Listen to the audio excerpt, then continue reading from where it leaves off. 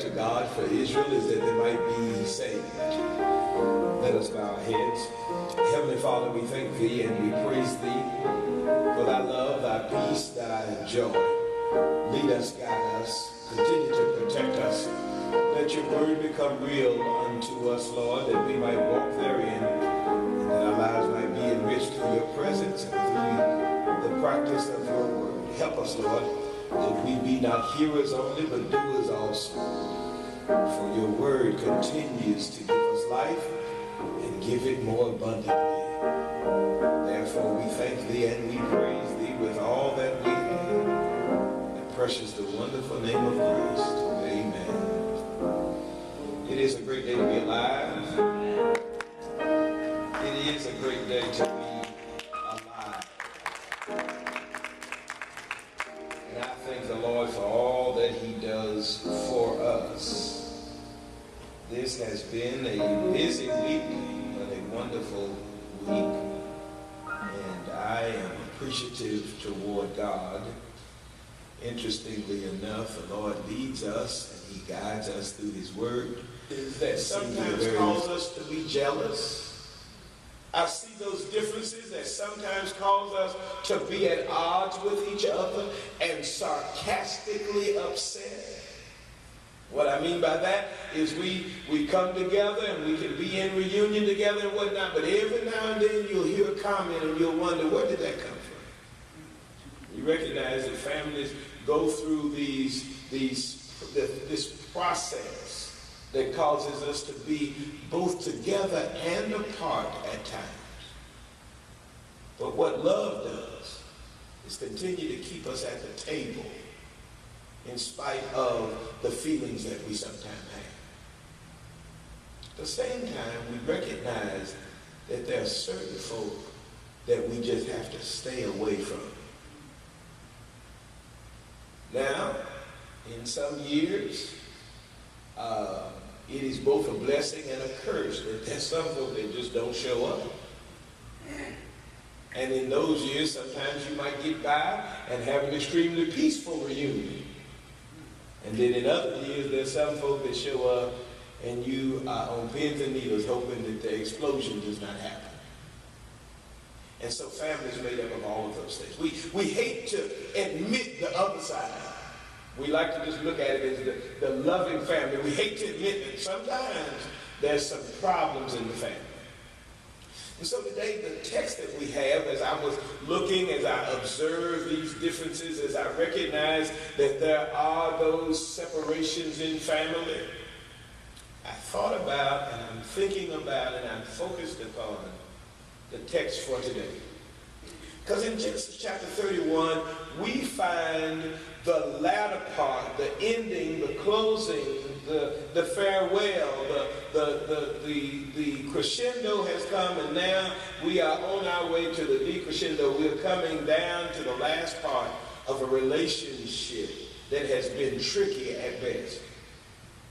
You've probably heard me talk about, just to kind of fill you in before we get to the text, I want you to understand the background of this text, because what we see in this text, Brother Mason Bonds, is we see the dysfunction that comes into family and how it expands itself over time. Because, okay, you all know, some of you know, you've gone to Sunday school and so on and so forth, and you know Abraham, Isaac, and Jacob. And so Abraham, who is the man that the Lord spoke to, and Abraham left he left his comfortable city to follow God. And so Abraham has a child whose name is Isaac. Isaac, he gets married, and he has Abraham, Isaac, and Jacob. He has two sons. He has Esau, and he has Jacob. And Esau and Jacob, as the text tells us, they were already somewhat battling before they came out the womb. They were wrestling inside of their mother's womb. And so this allows us to know, just as a side note, when we talk about issues of abortion and things of that nature, that there are personalities even inside the womb, according to the text of the Bible. And so these two personalities were fighting against each other even in the womb. And so once they come out, that fight does not end just because they've emerged. That fight continues. And not only does that struggle and that wrestling continue between these two children, it is exacerbated by the mother and the father, who then have their favorites. They have their picks. And you know, we all try to say that we don't have any favorites, but in fact, oftentimes there is a favorite. We might not want to admit it, and we may not tell anybody, and we may keep it a secret and so on and so forth. But as we look at our children, usually there is one child that either seems so much like us that we love them, or they seem so much different than us that we love them. And it's not that we reject one of our children, but usually if you have more than one, there's one that just kind of got your eye. And then sometimes we'll have a set of children, and one of them is more responsive than the other one.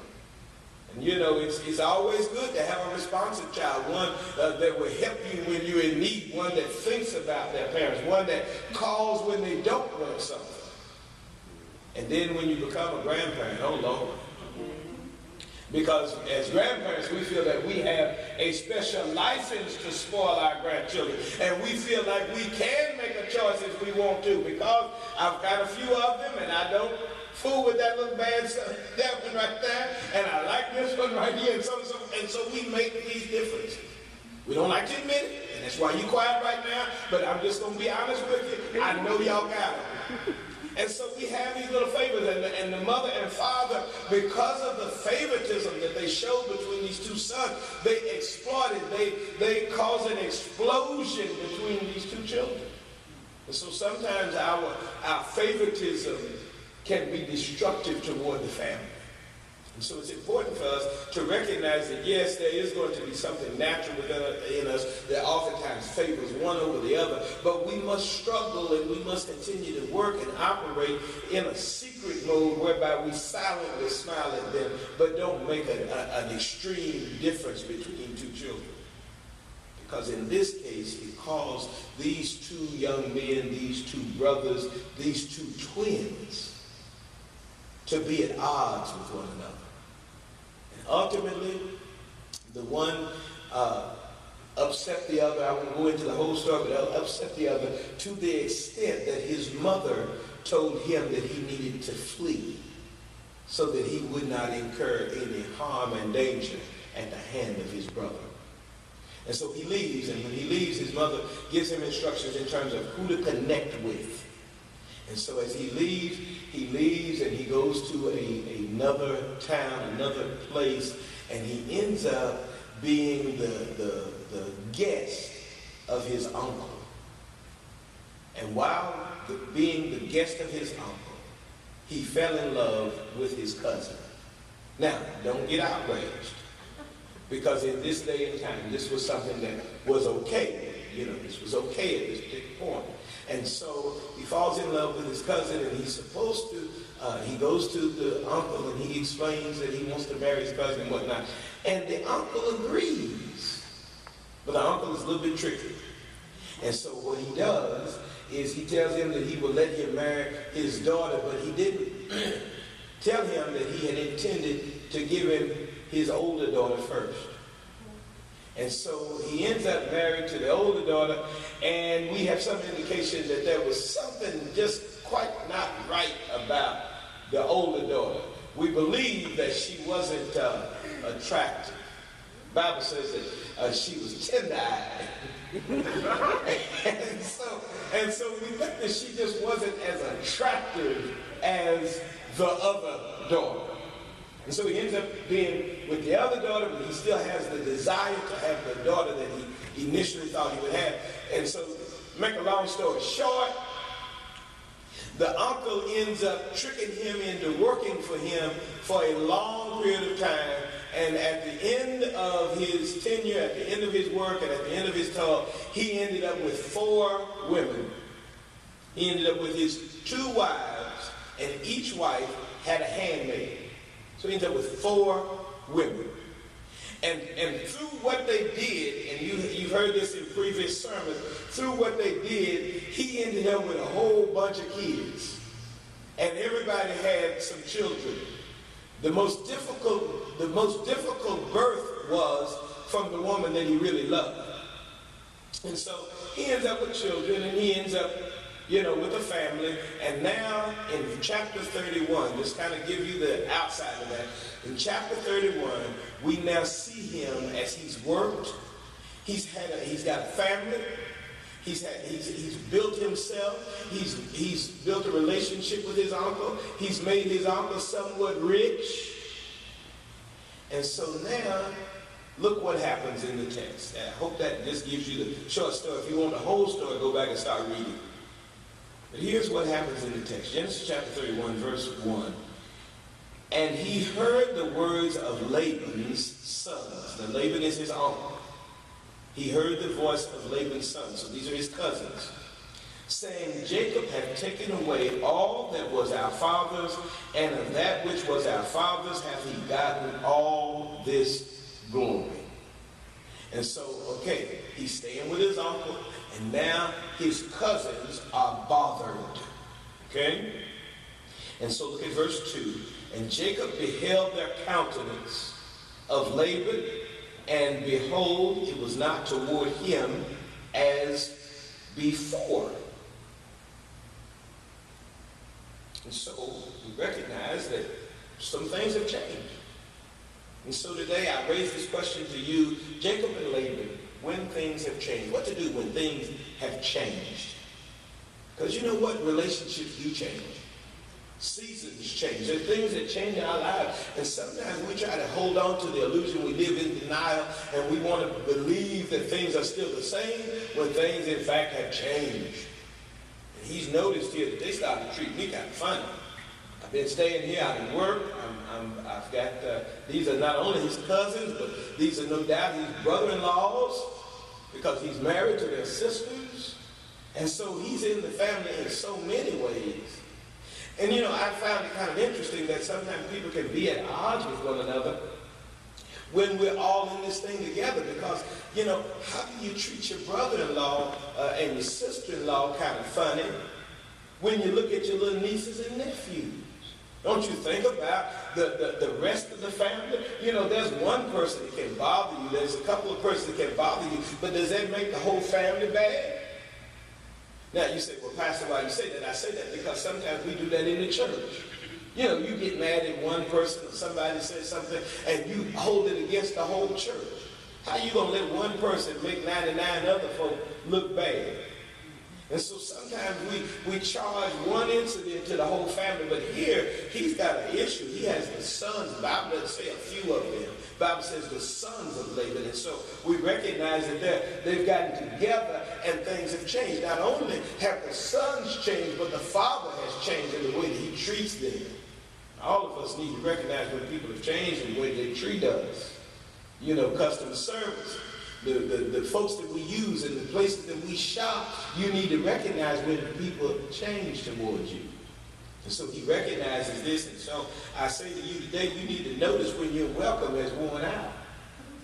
You need to notice when your welcome is worn out, because it's important for us to recognize when it is time to look around and think about some other options.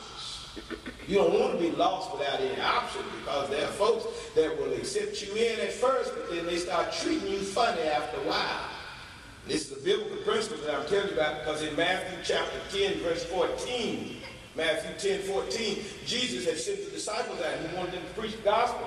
And he told them that when you go to a city or you go to a home and they don't receive you, he said, shake the dust from your feet that it might be a testimony against them. Sometimes we're going to get ourselves in situations and seasons that we need to recognize that it's now time to move on. There's a very good book that's read in the corporate world. Many people read it, Who Moved My Cheese? And so you might have read the book, and one of the things that it talks about is it talks about preparedness. What are you going to do when the relationships around you run out? Some people get too comfortable. You get comfortable at your job. You get comfortable in your position, and you think everything is always going to be the same. But you ought to always be prepared for people to change. God doesn't change, but people change. And so you got to be prepared for people to change. On the way to family reunion, it's kind of funny. Sister Kelly could not, something strange happens to her. Every time we travel, her bank freezes her card, and she ends up having to call because they have these security alerts that freezes her card. And she said, you know what, if I don't get this card activated again, what am I going to do? Do we have money to travel and so on and so forth? And I looked at her, I said, I know you my wife and I love you, but do you think I would leave home without any money and I'm with you? I'm not traveling with y'all with no money. What happens when things change? You always got to make certain that you don't trust people to think that the relationship is always going to be the same, because every now and then folk wake up on the wrong side of the bed and they start to do just like Laban and treat you differently than they treated you before. Don't base your life. Don't put your structure around a person. Don't stake your life on a person other than Jesus Christ. Because people change. People do things to you after a while.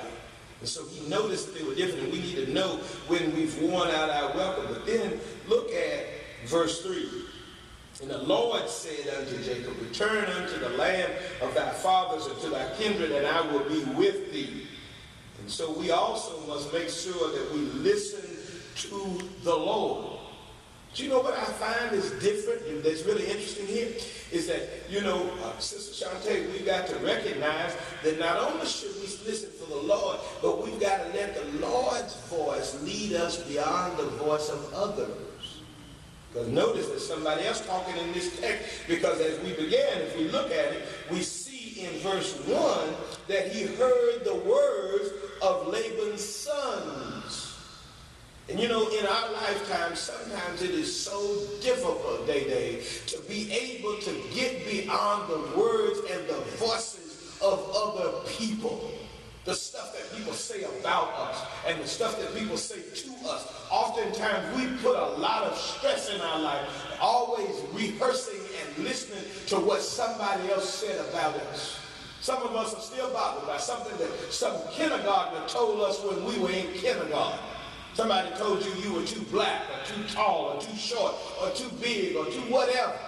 And you're still worrying about that. And you still have that in your mind. Maybe a parent said something to you out of the way. The sibling said something to you. Or a cousin said something to you. And you're still remembering those words and harping on that. And our whole self-esteem and our whole life has been based around what they told us. Our motivation, whether negative or positive, has been based around what somebody said to us or about us. And let me tell you today that you ought to let God's words lead you beyond the words of other people. So what if they don't like you? So what if they talk about you? So what if something has happened in the past that has caused you to feel bad? Look to God and recognize that he can deliver you from any situation. He will show us the way. And so the Lord says, hey, it's time to get out of here. It's time for you to plan your exit strategy. Some time ago, I read a book that said that it is most important not only to know how to begin a relationship in the business world, for you got to sit down at the table, you got to create contracts, you got to network, and so on and so forth. But it said it is also important to know how to exit, how to leave the room. Anytime somebody goes to visit the Queen of England, they teach them the courtesy, the common courtesy of their country. You must know how to enter the room in order to greet the Queen, but you also must know how to back out of the room in order to leave her presence. And some of us could use some classes on how to leave the room. I tell this story, and it is a true story as far as I know. I've heard it from both sides. The pastor that didn't deny it, and the people didn't deny it. So as far as I know, it is the truth.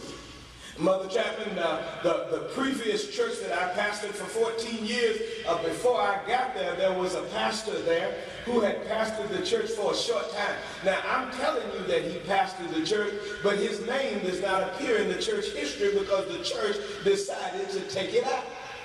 They took it out because the preacher did not know how to leave a room. Now, some of you may be quite caught by the way he left the room.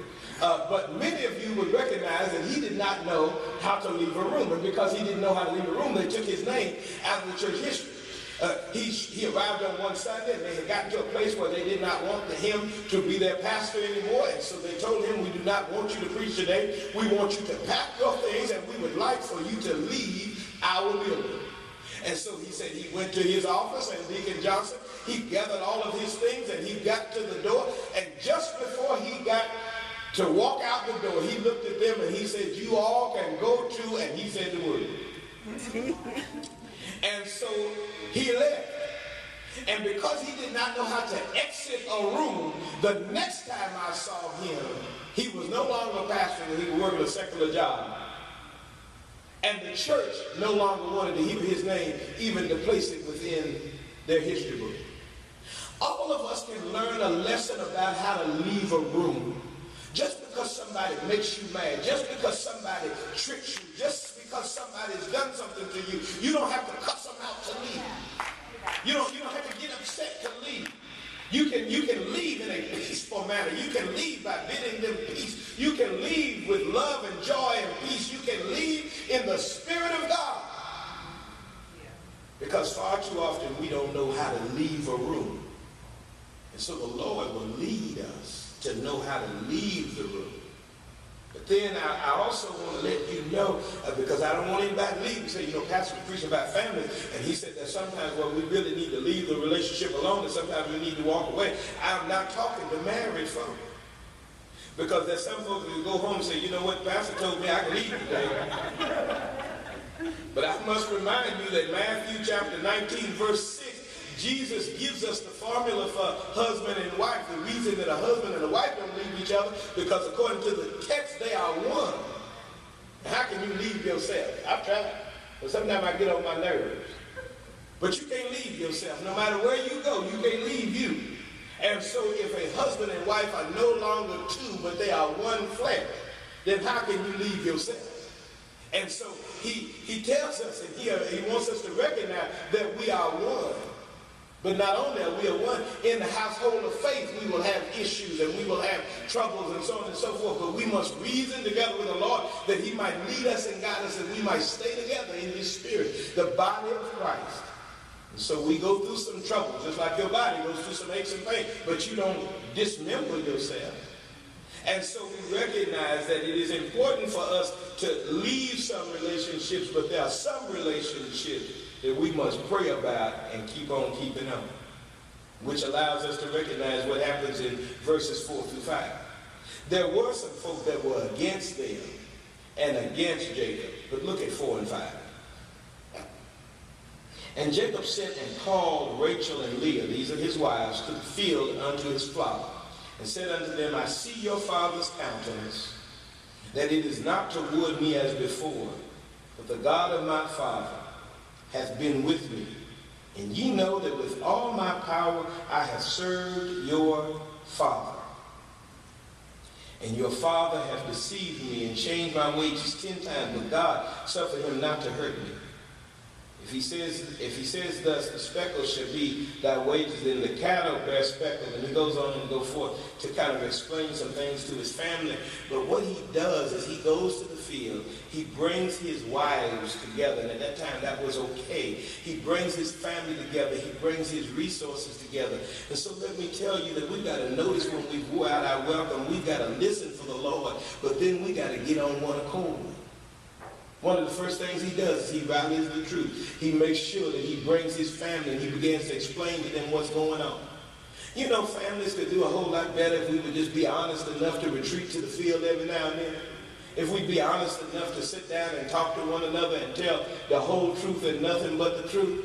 Sometimes the truth is painful, and it must have hurt him to have to go and tell his wives that your daddy is a little bit tricky. You know, I know that some of us have some issues with in-laws, and there's some problems sometimes when you got to deal with mother-in-laws and father-in-laws and so on and so forth, and cousin-in-laws and sister-in-law. And sometimes it's difficult when the family is going through some stress and strain.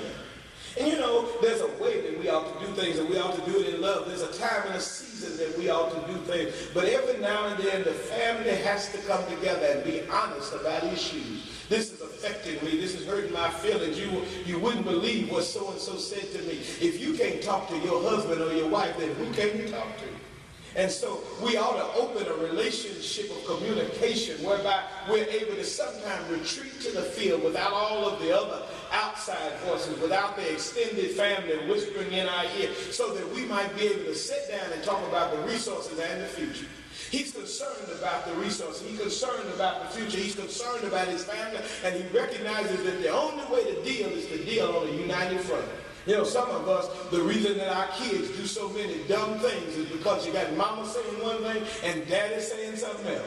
And Brother White, when we got these divided houses, the Lord has told us that they cannot stand. But we must come together on a divided front. Mama and daddy need to talk together. Mama, daddy, and children need to talk together, because we've got to get on one accord.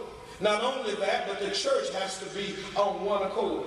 If we recognize that the book of Acts, as Minister Curry was talking this morning about Acts, we can find that they were on one accord in Acts 1:14 as they were praying together. They were on one accord in Acts 2:1 when the day of Pentecost came and the season of Pentecost. They were on one accord in Acts 2:46 when they began to share and break bread from house to house and experience this thing that we call church and fellowship. You know, one accord really would help us if we could just get together. Because you know what ants do when the rain comes? Some of us need to watch those ants and find out what they do when the rain comes. You know, if you ever watch the rain and you begin to see a storm coming, ants are marching together, what an ant will do is he'll get with another ant. And before you know it, those ants will lock arms or lock their, whatever you call those things that they walk on there, they'll lock their legs together and they will form a mass that's able to float. Because they recognize that by ourselves we'll drown, but if we could just get together, we can float through and by the storm. Every now and then in our families and in our churches, we need to lock arms and recognize that by myself I might be vulnerable and the darts of the devil come upon me. But when I'm with my brothers and my sisters, the prayers of the righteous availeth much. If I could just get on one accord, I've got my issues, I've got my problems, I've got my situation, and rather than to try to keep them locked up and bottled up inside of me and go through the stress and strain of trying to carry the weight of the world on my shoulders, I recognize that God has led us to be together as the body of Christ. And I can lock arms with you and I can pray and we can touch and agree and we can tell the truth and be honest about our situations. And I heard the songwriter say that just a little talk with Jesus makes it right. He'll hear your faintest cry and he'll answer by and by. If we could just get together on one accord, and then when we finish praying, we can get up and sing like the other songwriter and say, what a fellowship, what a joy divine, leaning on the everlasting arm. It's not about one, it's not about two, but it is about 3 and 4 and 5, and families standing together knowing that Christ has died not for just one of us, but for all of us. We'll go through our trials and tribulations. We'll go through those times where the other folk don't like us. But you know what? It's okay for some folk not to like you. I think that if you've been in Liberty Hill for a while, you recognize that every now and then there's some folk that won't like you.